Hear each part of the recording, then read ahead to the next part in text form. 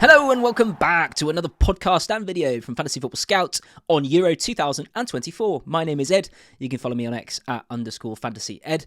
Please do like and subscribe to the channel if you like fantasy football. We're obviously doing loads of content on Euro 2024, but we'll also be doing FPL content throughout next season, as we have done for years. We are the home of fantasy football at Fantasy Football Scout, so please do get involved. What are we doing today?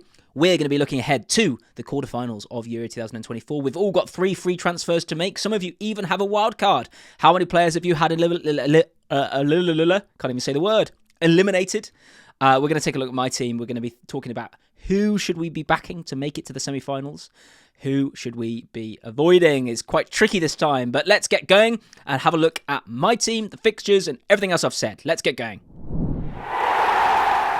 Yes, let's get going, and let's start by looking at the round of 16 fixtures that happened. They've all finished now. The quarterfinals are set, but let's just quickly talk through them, because a big point of discussion, wasn't it, amongst the people playing this game and talking about chip strategy, was holding a wild card for the quarterfinals, because the round of 16, if big teams dropped out, you were going to need your wild card to kind of clear up the mess of your team. You didn't want to be going into the quarterfinals with 8 players eliminated, 9 players eliminated, 10 players eliminated, because there'd been shocks. So the wild card was going to save you. Now, it turns out there were no shocks. There was not really any shocks. There was some, I suppose, Turkey versus Austria. I think people thought Austria were going to go through. I had only one Austrian player, but there were some people who had kind of triple Austria, thinking that they were going to go right to the final. But let's just take a look. So Switzerland 2, Italy 0 was the first game. Was that a shock? It wasn't really. I mean, I thought Switzerland and Italy, I completely avoided that game like quite a lot of people, because I just couldn't call it. I didn't know whether Switzerland were going to win. I didn't know whether Italy were going to win. I didn't know whether it's going to be a draw. This could have been 2-0 Italy. And again, I don't think it would have been a shock, but it was 2-0 Switzerland. Switzerland looked dominant, by the way, and I'm a bit worried because England are playing them next, but Switzerland looked really good. Italy looked woeful. Switzerland 2, Italy 0. I avoided them anyway. I wonder whether you had any players. Quite a few people had maybe like a DeMarco, or even I saw a couple with Skamaka. Didn't work, did it? I actually had... I did this in the last video. I actually did have a player from Switzerland that had a Kanji. Now, I got a Kanji, as I said in the last video, solely because I knew even if he conceded, he's great for ball recoveries. And I had a 1 defender slot left. I thought, I'm gonna have a player in that first game, because that first game we saw the lineups. I got a Kanji.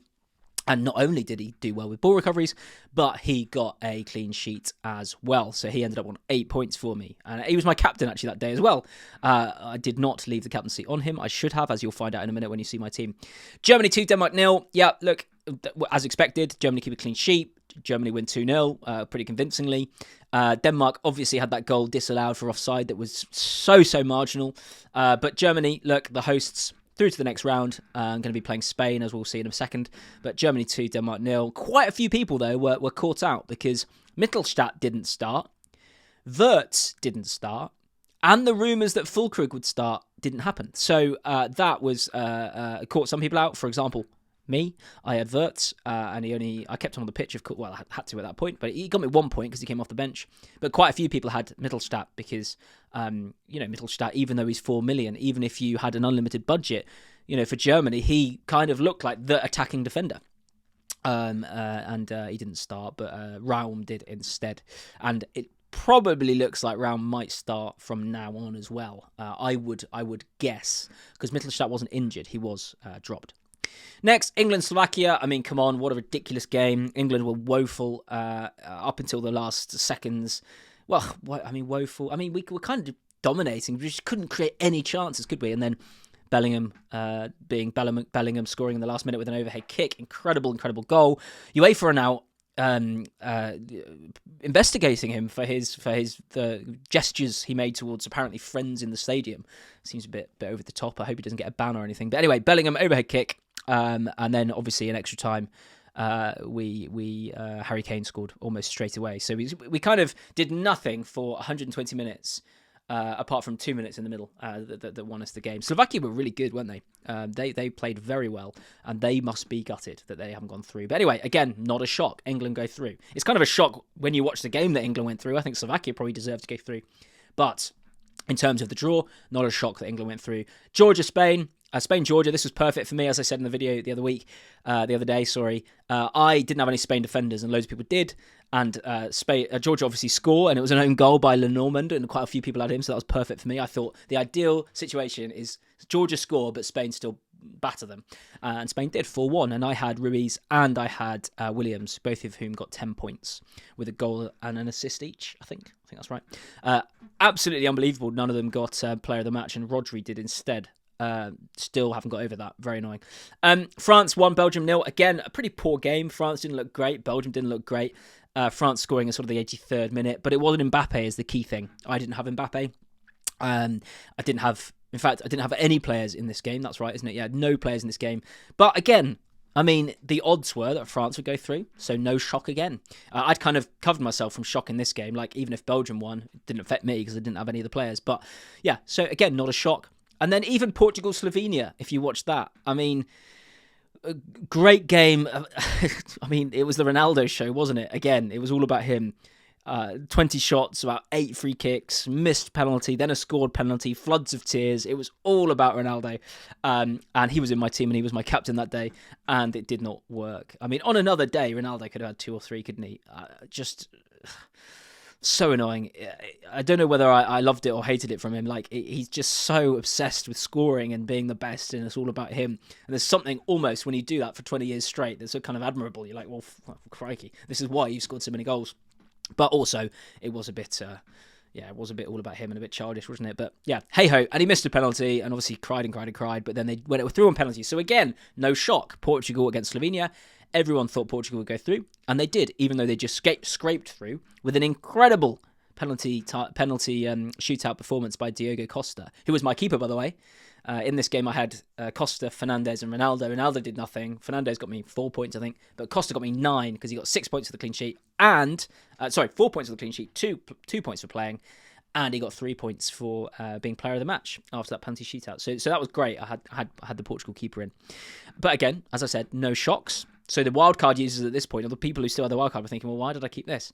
And then there is Romania 0, Netherlands 3. Again, not a shock. Annoying for me, I had Depay captain for this last day, and it was such a frustrating watch. I don't know whether anyone else had Depay. Gakpo obviously scored and got an assist. It was just very, very, very annoying. Donny Marlon got 2, didn't he? But no one really has him. But quite a few people went Gakpo, and for me, it was Gakpo Depay, and I kept switching. I know Gakpo had done better in the tournament so far, but I think Depay's on penalties, on corners, he's on free kicks, and Depay scored in matchday 3. I thought, is Depay going to switch it on? I watched that whole game, and Depay was very, very poor. His touch was poor. He looked slow, I thought. I just thought, this guy's never going to score. Very, very annoying. He did get close with a couple of...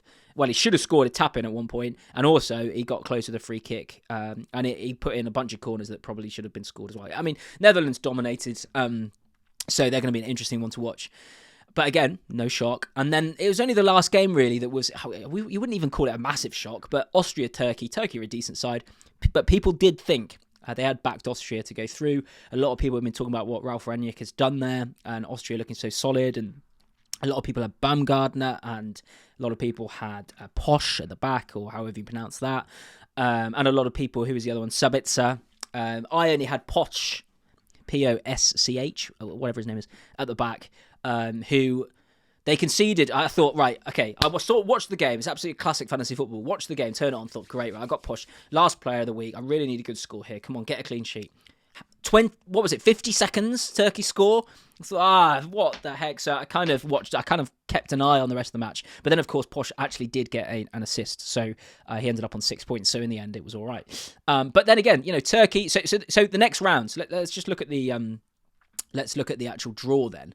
Let's go to the quarterfinals here. So now, I mean, look at this. Friday night. So I'm recording this on Wednesday, but Friday night, I'm going to be watching these, I'll tell you. Spain versus Germany at 5. Portugal versus France at 8. I mean, that's pretty good, isn't it? As a quarterfinals go. Now, I would say, though, we've said this throughout quite a few games. Like, we said it about France-Belgium. Like, what a game. It's going to be amazing. It was dull as dishwater. It was boring. It was rubbish. The quality was poor. So hopefully these are better. Now, you'd think they would be, because Spain and Germany have been the teams that we look at we've looked at so far and gone, they're good. They are playing well. They have good players. Spain particularly, I think, but then Germany are the hosts. So that's going to be a really interesting encounter, and it's going to be very tricky. We'll come on to it in a minute when we look at my team.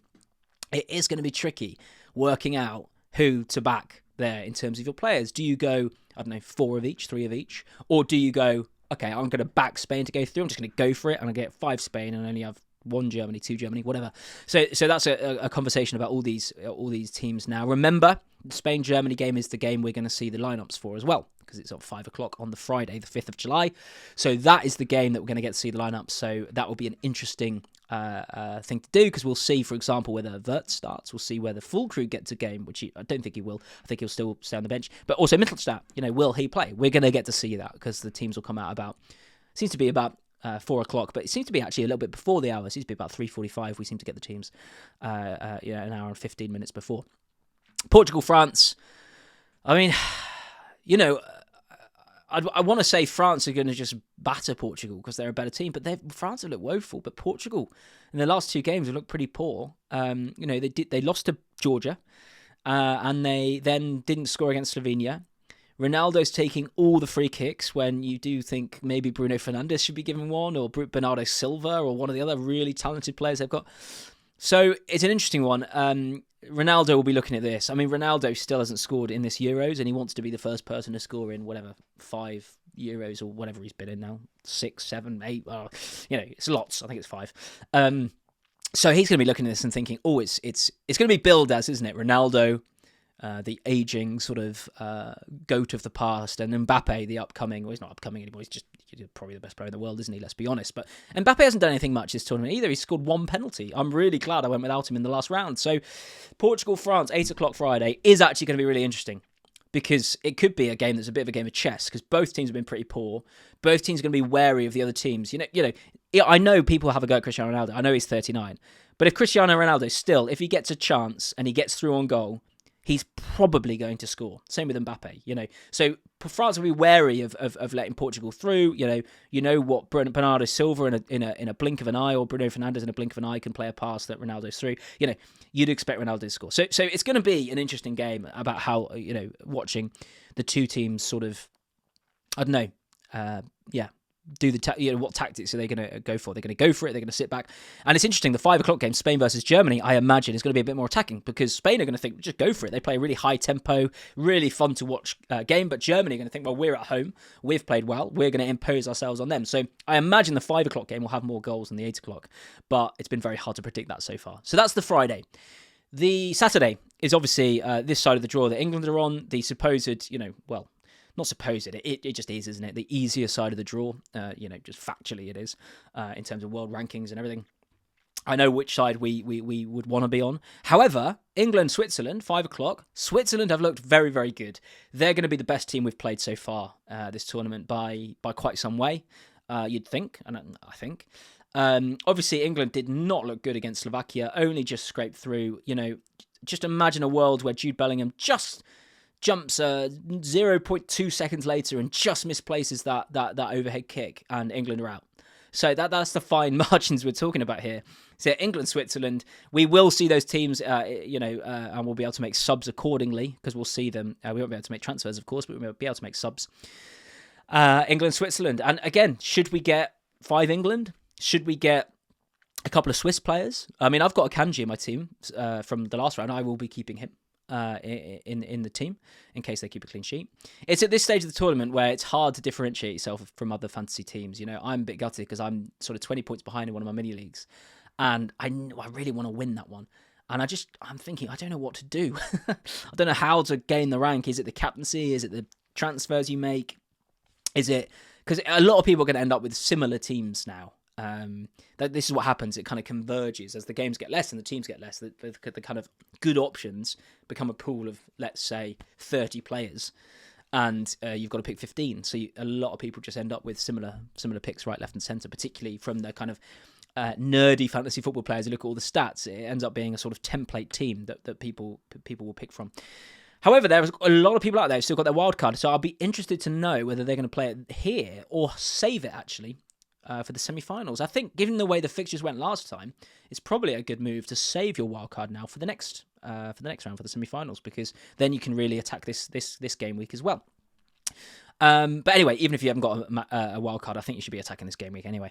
Netherlands Turkey is the last game of the quarterfinals. Again, that's going to be an interesting one. 8 o'clock on Saturday, and I've got Depay in my team currently. I haven't got any Turkey players. I probably need to bring in another Dutch player because they will be favourites in this. You know, they quite easily got past Romania. They were quite dominant. They could have scored 5 or 6, to be honest. Romania probably should have scored maybe 1, but you know, Netherlands, Turkey have looked good. Obviously they beat Austria, but I just think they'll get overpowered by the Netherlands, and it's going to be, hopefully for England fans anyway, an England-Holland semi-final. Because I think we could take Holland. I don't know what I'm basing that on, given we could not take Slovenia or Slovakia or any of the other teams. But anyway, I'm gonna keep my stupid optimism as an England fan that we're, you know, this stupid thing that says we're the best when we never are. Right. So that's the draw. Look, Spain, Germany, Portugal, France, England, Switzerland, Netherlands, Turkey. Let's take a quick break and then we'll come back and look at my team and who we need to be picking from, who we don't need to be picking from, who we should be backing, and what I'm going to do with my 3 free transfers. Let's take a quick break. Okay, I've rearranged the screen. I'm back. But look, this is what I'm thinking of doing with my 3 free transfers. Okay. Now remember, we're going to get 4 free transfers. I think it's 4 between the quarterfinal and the semi-final. So you will still be able to sort things out. What I've done is I've taken Posh out the back. I mean, that's an obvious one. He's not going to be playing any other time in this tournament. He's out. So he is an obvious defender to change. Now, I've brought in Nathan Ake to up my Dutch players, right? To up my Dutch players. And also the good thing about Nathan Ake is, oh no, he doesn't. He plays on the 6th, doesn't he? So currently, that's an issue, right? So what I'm thinking about Ake is all my defenders, if you're watching on screen, John Stones, Akanji, Walker, Ake, and Guehi, who's suspended, play on the 6th. It doesn't matter about Guehi, of course, but they play on the 6th. That means I'll have no defenders other than a keeper, Diogo Costa, playing on the 5th. Why is that a problem? Well, it just means you're going all in on the 6th with your defence. And if they don't do anything, there's no opportunity to kind of get rid of them. Whereas if you have half of them on the 5th, half of them on the 6th, you can see who does well on the 5th, leave them in, and then take out the ones who do badly and replace them. So you've just got more chance of getting more points, right? So maybe that's a problem. So I need to consider that. Maybe instead of an Ake, I bring on, I don't know, I don't really want a German or a Spanish defender because I think both Spain and Germany will score. Maybe a French defender if I think Portugal won't score against France, because France's defences looked all right and Portugal haven't looked like scoring. So maybe that's the way to go. Yeah, maybe a Teo Hernandez or someone instead. In fact, let's do that. Let's get rid of him. 2 seconds. You can watch me do it. Let's get rid of him. Let's go defenders. Bear with. Let's see what this looks like. So France. Would it be Teo Hernandez you want? I mean, Koundé scored the other day. Koundé's got 30 points for the French defence. Saliba's next with 27. Upamecano's 26. Teo Hernandez actually has the least points of the starting defenders. I'm going to go with Koundé because he's actually less owned as well, 13%. So Koundé comes in. Look, so what does that look like? Now, if Portugal do well and go through, it means I've only got Costa and Fernandes. But then again, if I bring Koundé in, it means I've got 2 France and 2 Portugal. So I'm not actually too exposed in that game.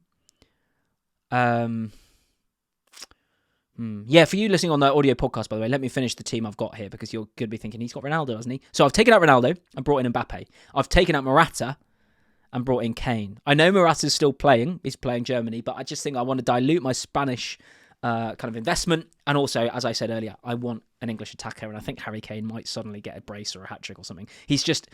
Harry Kane, everyone always... You know, we go to these England tournaments, and we all start doubting him, thinking he's not moving, he's not doing it, he's dropping too deep. And then he scores, you know, he just always proves us wrong. So it's not like he's too old and he's slowing down or anything. He's still absolutely elite if you've watched anything of him at Bayern this season. So look, what I've done, so this would give me a front 3 of Mbappe, Kane and Depay. I'm stuck with Depay. I don't have another free. If I had another free transfer, I'd get rid of him because he was woeful. But, you know, they're playing... He's on penalties, as I said. He's on free kicks. He's on corners. This is the justification I made last time, and it did not help me. But anyway, I'm stuck with him. Mbappe playing on the 5th, and then Kane and Depay on the 6th. I've got Ruiz on the 5th, Wirtz on the 5th. Again, I'll see whether he starts, but even if he doesn't start, he'll come off the bench. Fernandes on the 5th, Nico Williams on the 5th, and Musiala on the 5th. That's another problem. All my midfielders play on the 5th. And then at the back, John Stones on the 6th, Akanji on the 6th, Walker on the 6th, Koundé on the 5th. So at least that gives me one defender on the 5th. And then the keepers are Costa on the 5th and Pickford on the 6th. So I think, look, if I had a wild card, this team, what else would I do? I mean, it would be pretty similar, but if I had a wild card, I'd get rid of Depay and probably bring in... Who would I bring in? I'd probably have Ronaldo still, just in case he kind of goes through and does do that. Yeah, I probably would. And I'd also get rid of Wirtz probably, particularly if he's not starting. And would I still keep Guehi, even because he's going to be back in the semis if we get through? I'd probably still keep Guehi. So, interestingly, I'm not sure. I think I'd only make 2 other transfers if I was on a wild card. Depay out for Ronaldo and Wirtz out for, no idea, anyone else who plays. Maybe a Gundogan at Germany. So yeah, that's an interesting thing. I think the wild card in this tournament just hasn't worked for anyone. The people who used it in the group stages didn't get much upside. Didn't really work for anyone. I mean, it would have worked for a few people, of course, but it didn't really work as that free hit that it gave us. For me, it didn't work, and I know for a lot of people, it didn't give you the gains you'd expect it to.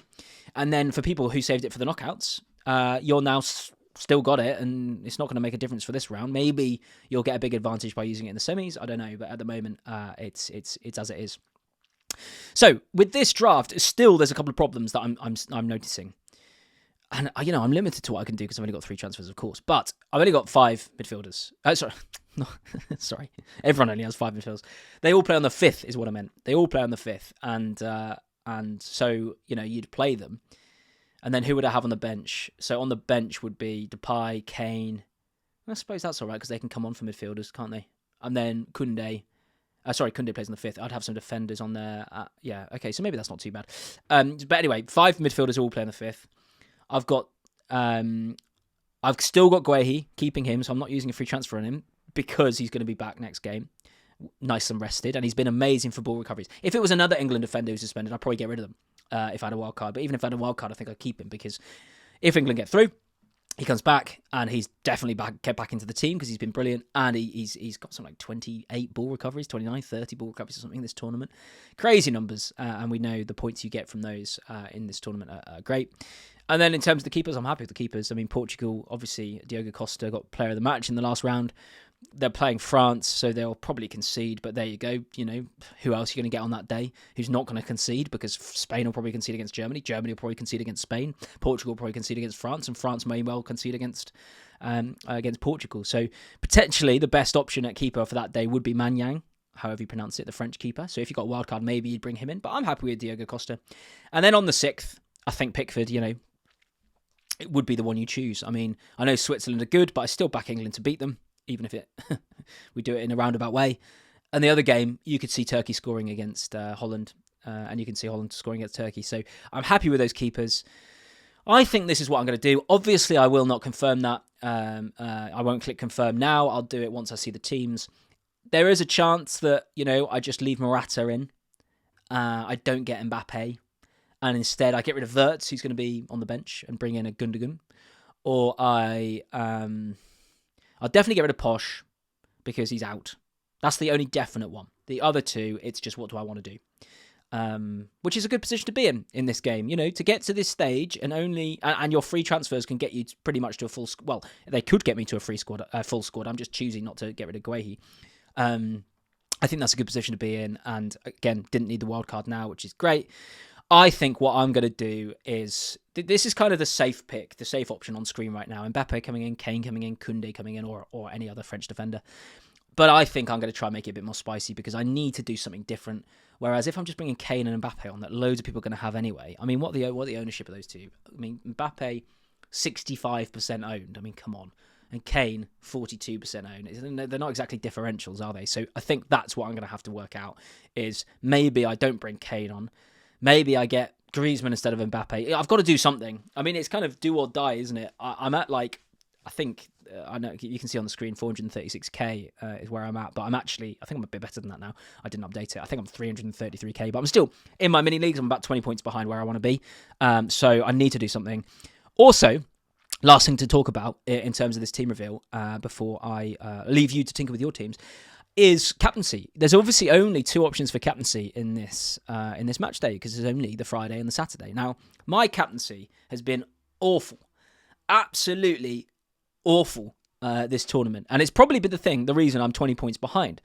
You know, on day 1 of the tournament in that game, I'd captained Florian Wirtz, and after 10 minutes, he scored, and I thought, this is easy, this game, easy.